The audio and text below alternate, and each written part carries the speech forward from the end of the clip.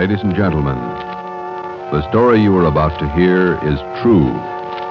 Only the names have been changed to protect the innocent. NBC brings you Dragnet.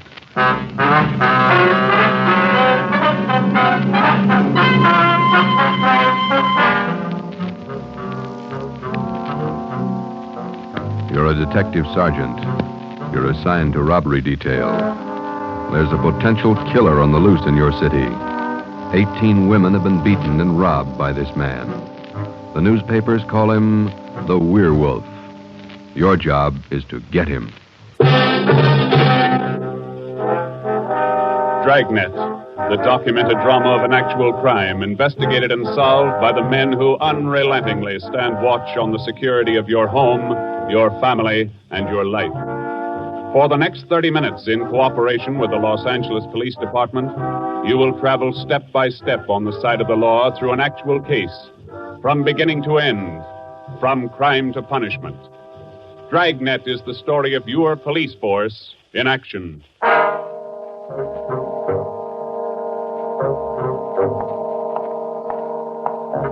was Thursday morning, February 2nd. It was raining in Los Angeles. We were working the early morning watch out of robbery detail. Detectives in Los Angeles work in pairs. My partner's Ben Romero. He's a sergeant, and so am I. My name's Friday. The boss is Ed Backstrand, chief of detectives. I was on the way back from the teletype room, and it was 3 a.m. when I got to room 27A, robbery detail. Hi, Ben. What's up? Keep your coat on, Joe. Just had a hotshot call. Coming, Skipper? Right behind you. Let's go, Friday. Well, what was it, Ed? Another woman robbed, almost beaten to death. Well, how many does that make? About 18 in 6 weeks. Is that right, Skipper? Yeah, 18 too many. Come on down these stairs to the garage. Yeah. What about that suspect we had, Ed? You mean Martin? Yeah. Had to release him this morning. But I got a good tail on him, Henderson. Yeah. We got any report yet? Nothing definite to hold him for. Here's the garage. Let's hustle it. Right. Then if this isn't Martin's job, Skipper, and he's not the right man... Then we start all over again, and we work night and day till we find the right man. Here's the car. Let's go. Ben, you drive. Yeah, all right. How do the victims describe this guy, Ed? Pretty sketchy. Supposed to be tall, dark, long black hair. Last woman said he had a face like an animal, something like a dog or a wolf. A wolf? Yeah. She said something like a werewolf. Something like a werewolf. Well, he almost had to be that, judging from the way he operated. He was either an animal or a raving maniac. One thing we were sure of, he was smart and he was dangerous. For almost 2 months, he'd prowled the streets in a stolen car in the early morning, usually between 3 and 5 a.m. And the victims were always lone women, most of them waitresses, coming to work or going home. He dragged them into the car, robbed them, beat them until they were unconscious, and then throw the body out into the street. That's just what we found when we pulled up to the curb near the corner of 8th and Grand. One cruiser car was already there, and so was the ambulance. About a dozen people were standing around looking at the crumpled figure of a woman sprawled out on the sidewalk. 2 officers were talking to the only witness, a thin, sallow-faced newsboy. His story didn't give us much to go on. Like I was telling these cops, or these officers, sir, I was walking up 8th Street on my way home as usual when I see this blue Chevy sedan pull up down the block there a little way and dump out the dame's body. Well, actually, I don't know what to think. You get a look at the license plate? Well, no, I didn't. Tell you the truth, I could hardly keep from... Well, I was just plain scared. Well, what did you do after you saw him throw the body out, son? Well, I just stood there for a minute, and the fellow in the car drove right on past me. Did you get a look at him? I sure did. How close were you when he drove past? Well, no, it couldn't have been more than, 8 or 10 feet away. I was right over there by the street light near the curb. Would you know this man if you saw him again? I don't know about his height or his build or his weight, but, mister, his face I'll never forget. Why do you say that? It was just like the paper says about him. Right here on the front page. Here, read it. See? The woman says the attacker looked like Werewolf.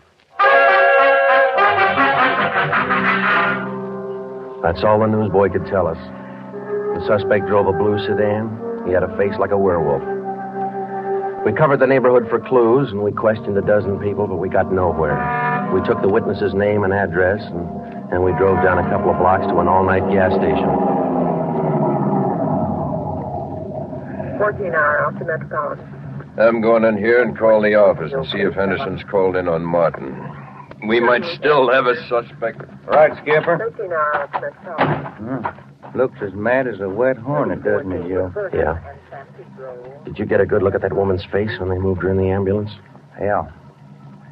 Sure does like to mess him up. Oh, I don't know how we're going to get him, Ben, but we better do it fast. Next time, it'll probably be murder. Oh, here comes the skipper, Joe.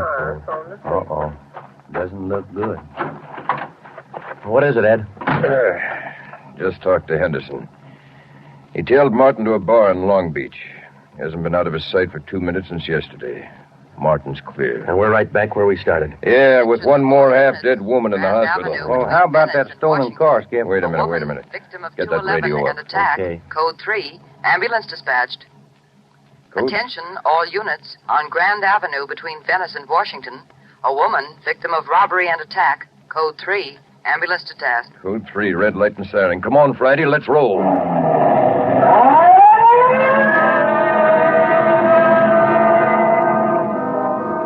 Well, we couldn't be sure, but it sounded like another one.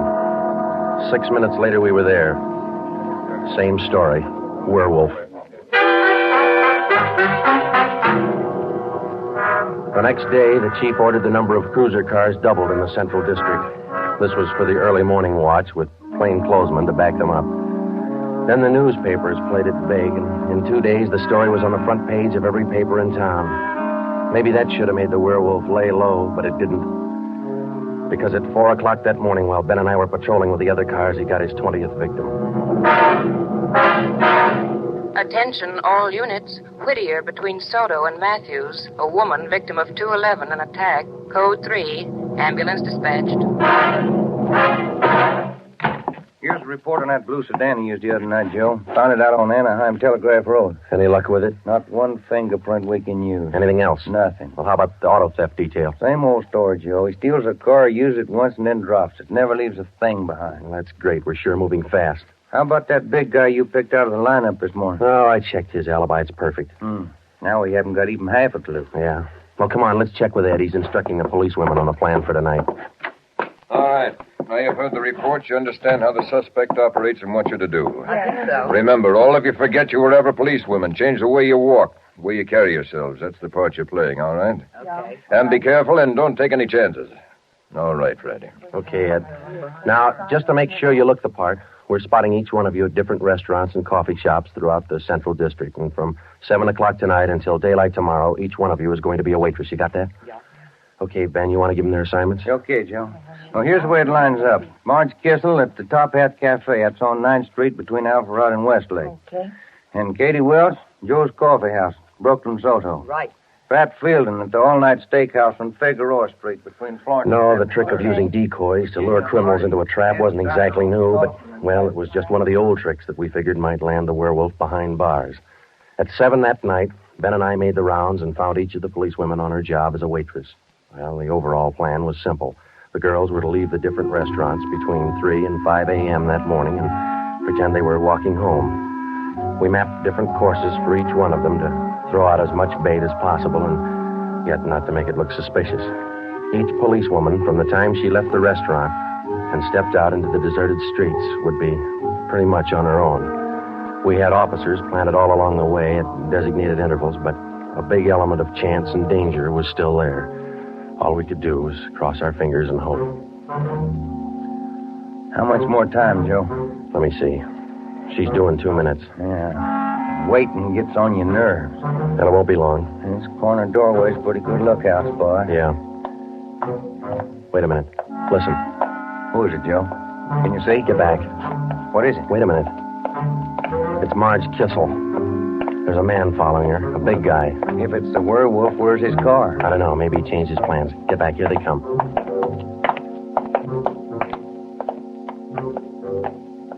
You get a look at him, Joe? Oh, pretty good. Not too suspicious. Might be coincidence. Well, I got a pretty good lead. Come on, let's go. Stay back in the shadows. Hey, Joe. Hmm? So where'd the guy go to? I lost him. The little coffee shop up in the next corner, see? Take a look. Oh, yeah. He's opening the door.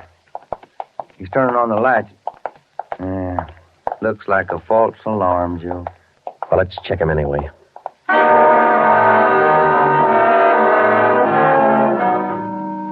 Well, I didn't think we'd be that lucky on the first try, and we weren't. We asked the man a few questions, and it didn't take him long to show us he wasn't our man. He owned the coffee shop. So, Ben and I went back and took up our posts again and waited for the next decoy. We covered that 10-block course 6 times that morning, back and forth, following the bait, but it was almost as if the guy could sense a trap. Not once did we get a nibble. By the time our last decoy finished the route, it was almost daylight. Joe, I never was so glad to see that sun come up in my whole life. My feet feel like they're puffing right up out of my shoes. Yeah, me too.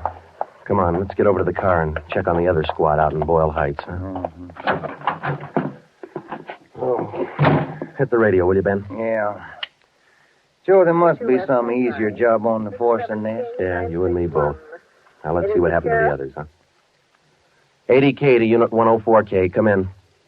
104K to Unit 80K. Go ahead. 104K, this is Friday. You do any good out there? This is Miller. I'll call Curtis. Stand by. 80K to 104K, Roger. What do you think, Joe? Maybe a bite? I don't know. Oh, this guy seems to work like a mind reader.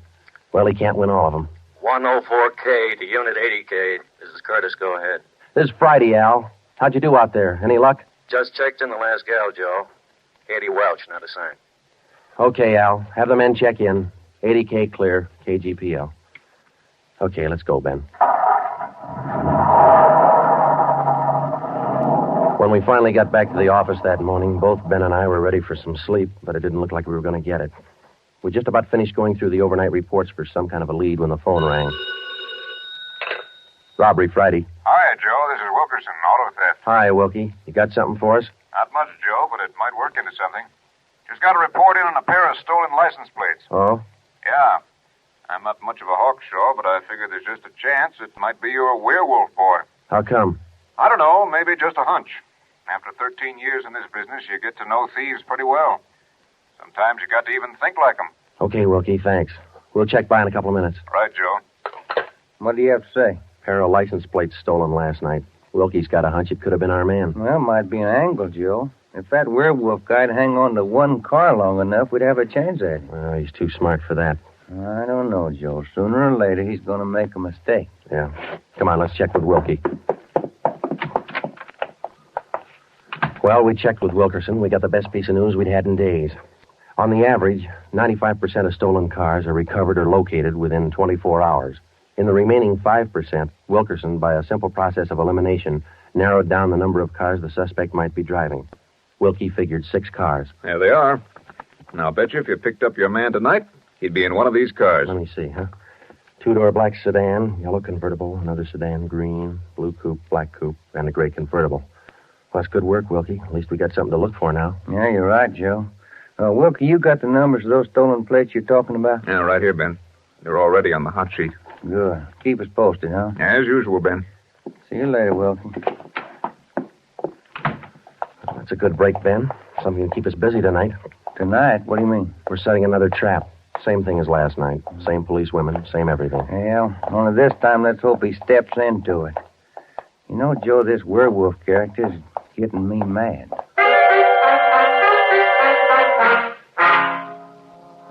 That night, we followed in our own footsteps. We planted the policewomen decoys in 3 separate districts, and a few minutes before 3 a.m., our squad of men took up their positions. The same policewomen went to their waitress jobs in the same restaurants, and Ben and I and the rest of the men stood in darkened doorways or empty filling stations or whatever cover we could find. And we waited and waited. What time is it, Joe? Let me look.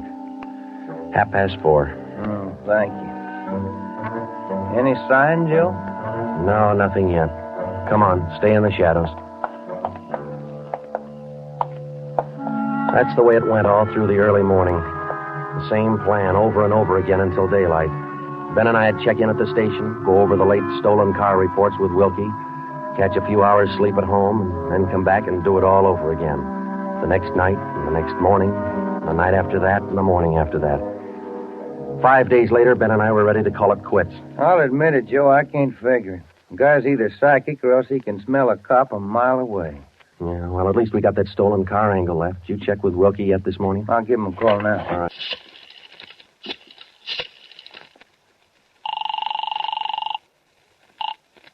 Auto theft, Wilkerson. This is Ben, Wilkie. Got anything for us this morning? Yeah, just going to call you.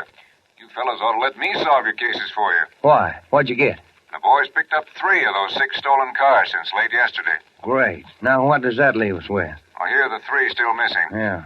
4 X-ray 763. Yeah. 5-6 Young 342. Uh-huh. 6-1 Robert 385. Yeah. Got those? Yeah, thank you, Wilkie. Check you later. Good news? Remember those 6 missing cars? Yeah. Wilkie says the boys found 3 of them since late yesterday. Here's what's still out. The blue coupe, the yellow convertible, and the gray convertible. Yeah. Well, this feels like the right track for a change, Ben. Flighty, Romero, got a minute? Sure thing, Skipper. Come on, Joe. What do you got, Ed? Woman out in Hollywood just called in with this. She said she walked down to the corner from her house last night to mail a letter. On the way back, a guy pulled up in the car and tried to drag her inside. Any description? Big, heavy-set, dark, same thing. Well, how'd you get away from him, Skipper? She said she started running as soon as he made a motion toward her. And he saw her run up the steps of her house. He jumped back in the car and took off. Well, how come she didn't call in before this? She hasn't got a phone. She's afraid to leave the house again till this morning. Sounds good, Chief. You got her address there? Here you are. Mrs. Tom Burdick, 1237 Wilcox, apartment 10. Come on, Ben. This might be what we're looking for. Who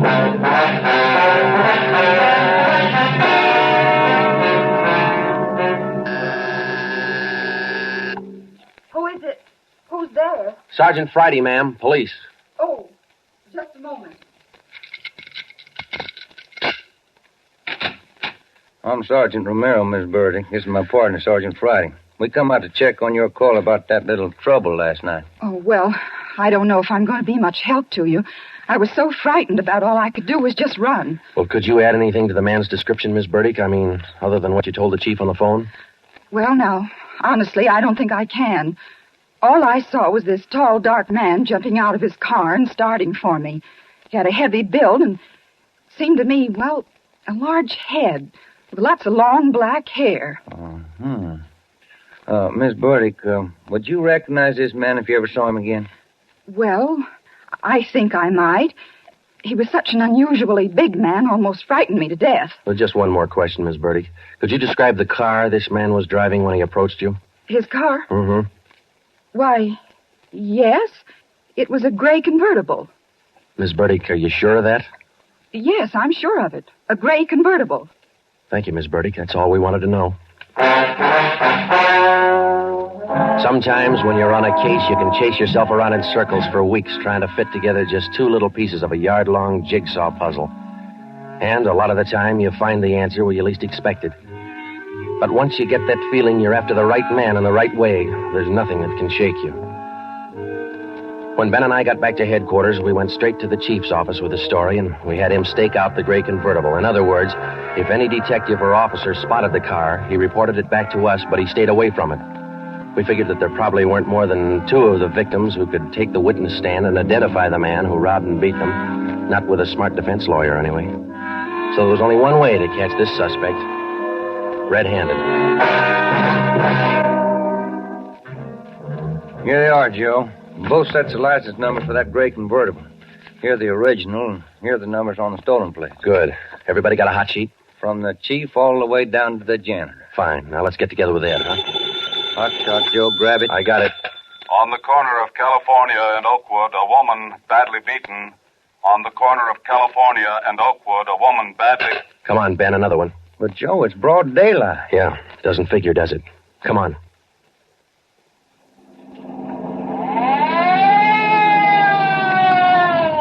That vacant lot over there, Joe. 2 plainclothesmen and uniformed officers were keeping the crowd back. An ambulance was drawn up by the curb, but it was empty. When we got down to the rear of the lot, we found out why. They were waiting for the coroner. The woman was young, not much more than 30. Her body was half sprawled across the muddy ground, and her face was turned upward. It had been badly beaten. They figured it happened last night, Sergeant. Have the fingerprint men been notified? Yeah. How about the crime lab? Just called them. That's good. Now, let's keep everybody out of the area till they get here. Right, Sergeant. Who found the body? One of the kids in the neighborhood. The woman was dead when he found her. Did she live around here? About a half mile away. I hear she's got 3 kids. Or she had 3 kids. You seen enough, Ben? Yeah. Let's get on back to headquarters.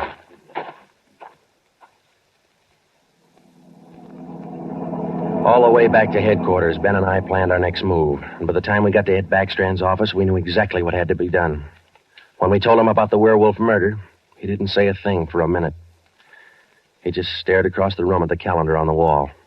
Then he brought his hand down hard against the desk. Friday, Romero, I'm only going to say this once, so get it straight.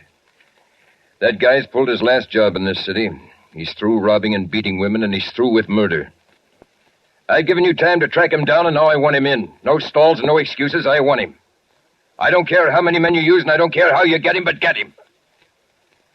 That's all. Ben and I worked all that afternoon, right through dinner, up until 8 o'clock. By that time, the overall plan was down on paper and already in action. It was one of the biggest things we'd ever tackled, and, well, we didn't know if it was going to work. We only knew it had to work. We had a squad of 65 cars to stretch out over 40 square miles of the city in one big dragnet.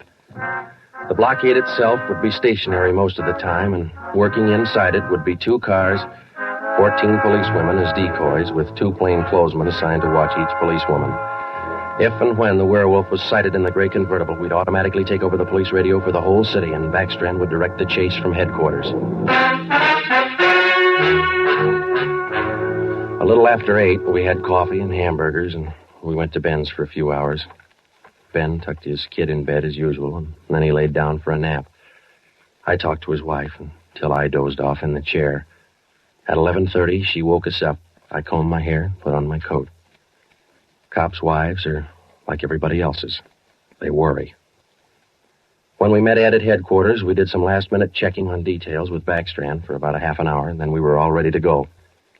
By 5 minutes past 2, half the Dragnet crew pulled out of the police garage and scattered over the city to their places. By 2:35, the other half pulled out, and a few minutes later, Ben and I followed.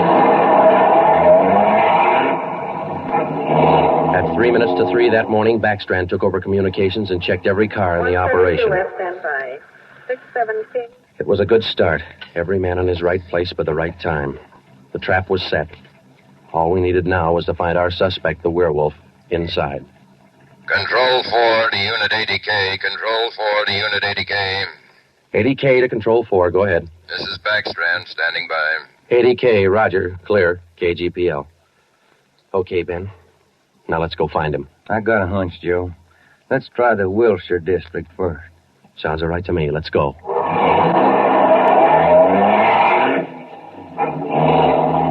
For the first hour and a half, we raked the Wilshire district back and forth. Not a sign. Then about 38 minutes past 4, we headed back for the downtown area and parked in an alley where we could double-check on one of our policewomen decoys. Here comes one of the gals now, Joe. Pat Fielding. Bet her feet are almost as tarred as mine. See anything else, Ben? Nothing. Quiet as a church. No, wait a minute. Car just turned the corner. Heading up in the same direction she is. Joe. Joe, it's slowing down. Wait a minute. It's pulling up beside her. It's a gray convertible. It's him, Joe. Come on.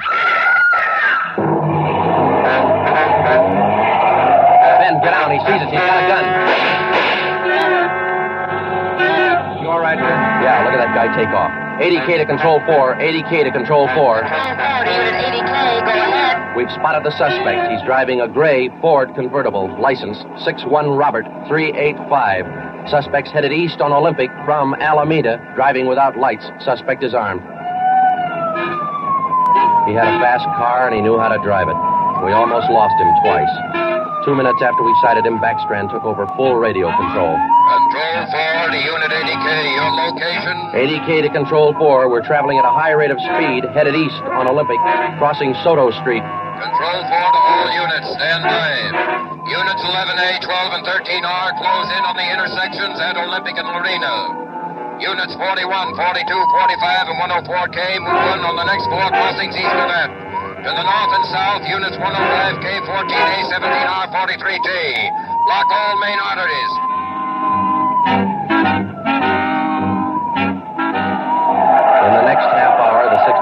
cars in the Dragnet had pulled in like a noose around a 5-mile area. Ben and I hoped it was just a matter of time.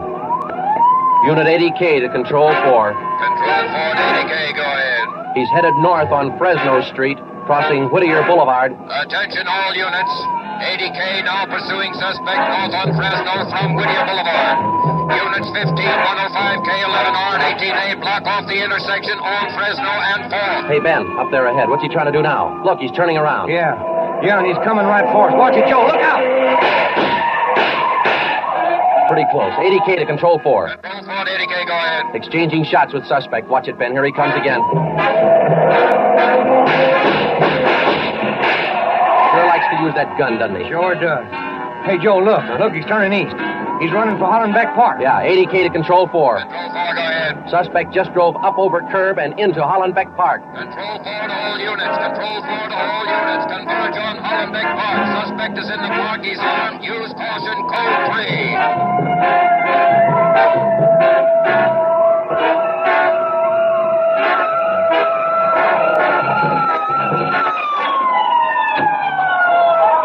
There he is, Ben. Watch it. Looks like a night baseball game with only headlights. Yeah, come on. Let's get him. Yeah. Never say die, huh, Joe? Joe, can you get a shot at him? Don't shoot! Don't shoot! I'll give up! Don't shoot! Then step out in the open and get your hands in the air. All right, I give up, but don't shoot! You're a brave killer. Yeah, come on. All right, you get your hands in the air. Come on, higher. Joe, look out, he's got a knife. I got him. Joe, those women were right. He does look like a werewolf. Yeah. You got your handcuffs? Yeah.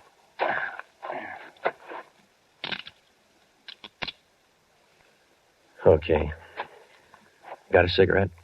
I've been out for an hour. Little place across the street. Maybe we can get some there. Okay. There's the crew from the 41R. Hey, fellas, take him into robbery, will you? Okay, Friday. I think there's a vending machine in there. Uh-huh.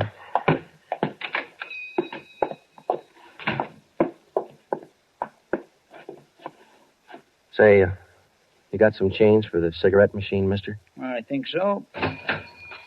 Say, who was that guy all them cops were after over in the park a little while ago? I picked up the werewolf.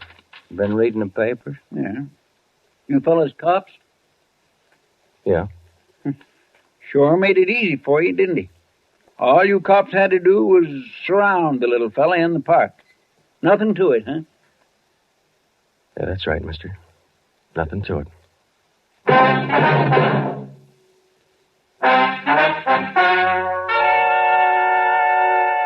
The story you have just heard was true. Only the names were changed to protect the innocent. Walter Barton, known as the Werewolf, was tried and convicted and is now serving a full life sentence at the state penitentiary.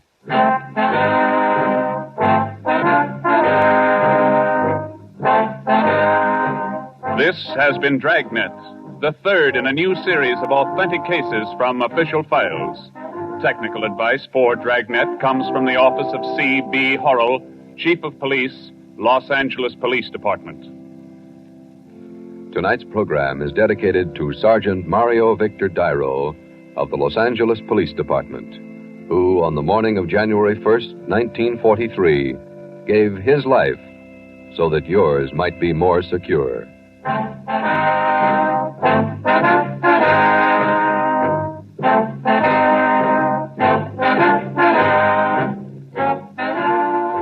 Dragnet came to you from Los Angeles.